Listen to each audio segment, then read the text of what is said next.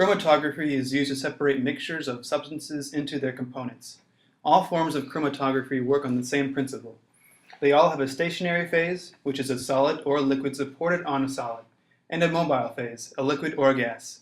The mobile phase flows through the stationary phase and carries the components of the mixture with it. Different components travel at different rates. This is partly due to the polarity of the dyes. Dyes that are more polar will travel farther in more polar substances because likes dissolves likes. Similarly, dyes that are less polar will travel farther in solvents that are less polar.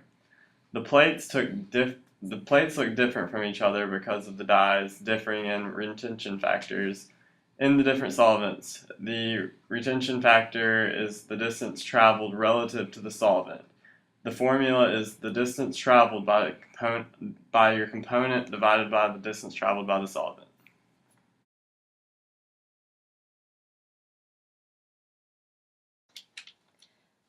In order to do chromatography, each student should prepare at least 2 pieces of the TLC plates.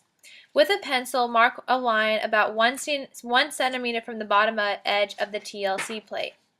Then spot each dye on the paper.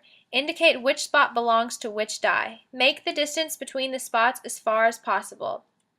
Then place a small quantity of the mobile phase, of which you have many options, into a beaker. Then place the TLC plate into the beaker and allow the atmosphere inside the beaker to reach equilibrium. Once equilibrium has been reached, remove your TLC plate. Mark where the solvent has ended.